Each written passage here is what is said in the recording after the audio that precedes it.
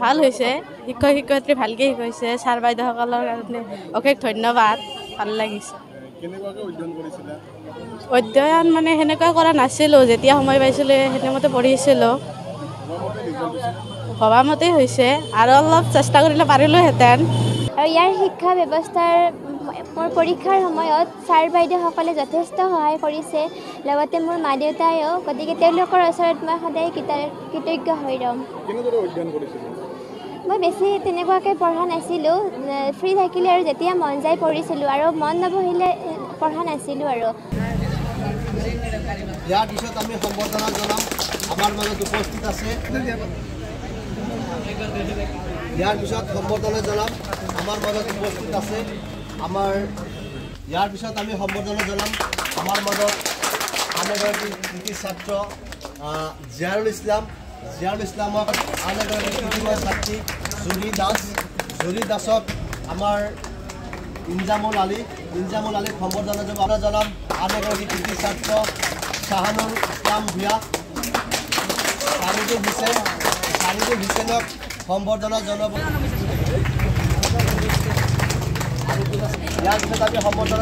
খুব ভাল লাগিছে আমাৰ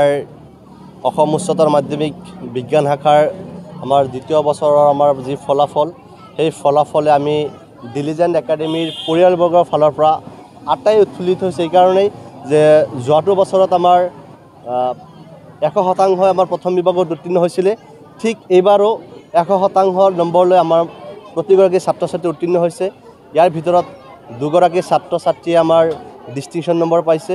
আৰু 4গৰাকী ছাত্ৰ ছাত্ৰী মাত্ৰ 1 নম্বৰৰ কাৰণে ডিষ্টিংশ্যন পাবলৈ সক্ষম নহ'ল তাৰ কাৰণে আমি খুবেই দুখিত আৰু 10গৰাকী ছাত্ৰ ছাত্ৰীয়ে ষ্টাৰ নম্বৰ আৰু বাকী 7গৰাকী ছাত্ৰ ছাত্ৰীয়ে প্ৰথম বিভাগ লৈ আমাৰ একাডেমীৰ 100% উত্তীৰ্ণ হৈছে আচলতে সেইটো চৰকাৰে যিটো পদক্ষেপ লৈছে মই ভাবোঁ নিশ্চিতভাৱে এটা ভাল পদক্ষেপ লৈছে কিয়নো হয়তো 95% পোৱা ল'ৰা এটাই স্থান পাবলৈ সক্ষম হয় 94.83% অৰ্থাৎ 1 নম্বৰৰ কাৰণে স্থান নাপায় গতিকে তেওঁলোকৰ মন কিছু ভাঙি যায় গতিকে সেইসকল ছাত্ৰ ছাত্ৰীক লৈ যিখিনি আমাৰ উৎফুল্লিত হয় বাকী ছাত্ৰ ছাত্ৰী কিছু ম্লানিত হয় যাৰ বাবে চৰকাৰে লোৱা পদক্ষেপ মই খুব ভাল পাইছোঁ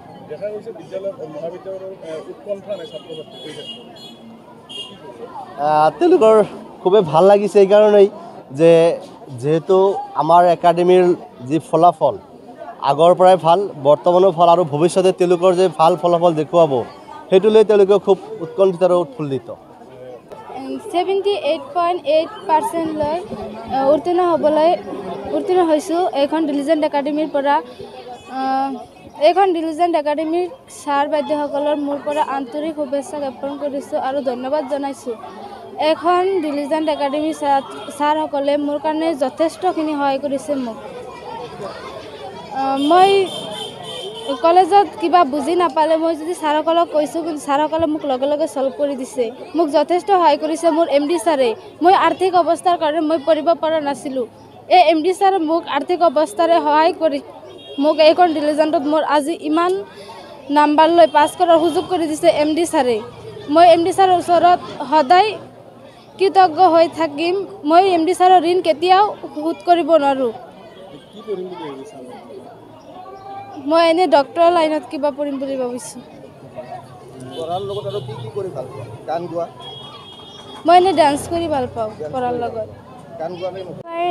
এইখন ডিলিজেণ্ট একাডেমীৰ পৰা 72% 3খন লেটাৰত উত্তীৰ্ণ হৈছোঁ ফাৰ্ষ্ট ডিভিজন মাৰ্ক লৈ আৰু ইয়াৰ শিক্ষা ব্যৱস্থাৰ মোৰ পৰীক্ষাৰ সময়ত ছাৰ বাইদেউসকলে যথেষ্ট সহায় কৰিছে লগতে মোৰ মা দেউতায়েও গতিকে তেওঁলোকৰ ওচৰত মই সদায় কৃতজ্ঞ হৈ ৰ'ম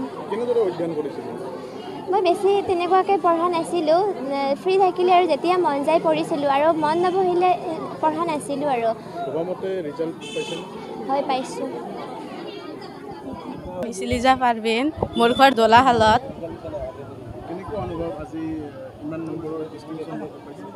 ভাল হৈছে শিক্ষক শিক্ষয়িত্ৰী ভালকৈ শিকাইছে ছাৰ বাইদেউসকলৰ কাৰণে অশেষ ধন্যবাদ ভাল লাগিছে অধ্যয়ন মানে সেনেকুৱা কৰা নাছিলোঁ যেতিয়া সময় পাইছিলোঁ সেইমতে পঢ়িছিলোঁ